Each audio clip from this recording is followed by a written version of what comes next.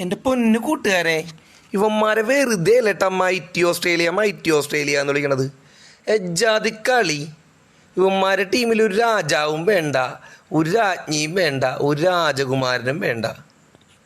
ഉള്ളതൊക്കെ നല്ല അസല് പടയാളികൾ. തലയെങ്ങാൻ പോയാൽ അപ്പം തലയിറക്കണവും വരും. എന്ത് കളിയാടാ!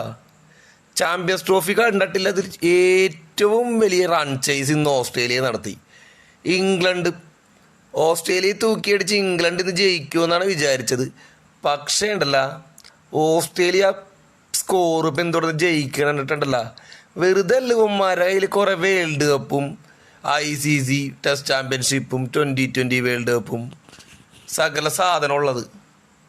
ആദ്യം നമ്മളെ തോറ്റെന്ന് ചിന്തിപ്പിക്കും, പിന്നെ അങ്ങോട്ട് അടിച്ച് കയറും. ഒരു സമയത്ത് ഇവന്മാരുടെ സ്വഭാവം ഇങ്ങനെയായിരുന്നു. ഇത് കണ്ട, ആ ക്യാപ്റ്റനും ഇല്ല, എല്ലാവരും പോയി, ആരുമില്ലാതെ വന്ന ടീം. എജ്ജാതി കളിയാണ് കളിച്ചത്.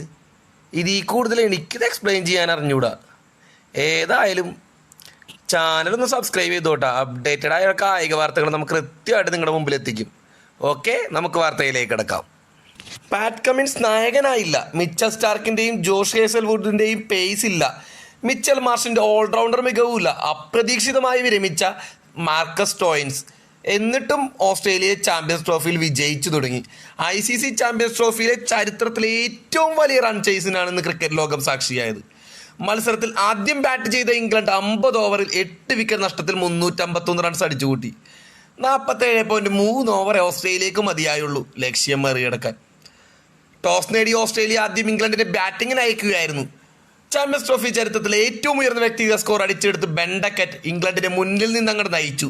143 പന്തുകൾ നേരിട്ട് 17 ഫോറിൻ്റെയും 3 സിക്സറിൻ്റെയും സഹായത്തോടെ 165 റൺസാണ് ബെൻഡക്കറ്റ് നേടിയത്. 21 വർഷം പഴക്കമുള്ള റെക്കോർഡാണ് അദ്ദേഹം തകർത്തത്. ന്യൂസിലാൻഡ് മുൻ താരം നാഥൻ ആസലിൻ്റെ പേരായിരുന്നു ചാമ്പ്യൻസ് ട്രോഫിയിലെ എക്കാലത്തെയും ഉയർന്ന വ്യക്തിഗത സ്കോറിൻ്റെ നേട്ടം. ഏതായാലും മറുപടി ഓസ്ട്രേലിയക്ക് തുടക്കത്തിൽ തിരിച്ചടിയാനുണ്ടായത്. ട്രാവിസ് ഹെഡ്, അതായത് ഓസ്ട്രേലിയയുടെ ഹെഡ്, തല 6 റൺസ് എടുത്തപ്പോഴേക്കും പുറത്തായി. ക്യാപ്റ്റൻ സ്റ്റീവ് സ്മിത്ത് 5 റൺസ് എടുത്തും വിക്കറ്റ് നഷ്ടമാക്കി. എന്നാൽ ഒരു വശത്ത് ഷോട്ട് മികച്ച തുടക്കം ഉറപ്പാക്കി. 66 പന്തിൽ 9 ഫോർ 1 സിക്സും സഹിതം മാച്ച് ഷോട്ട് 63 റൺസ് എടുത്തു.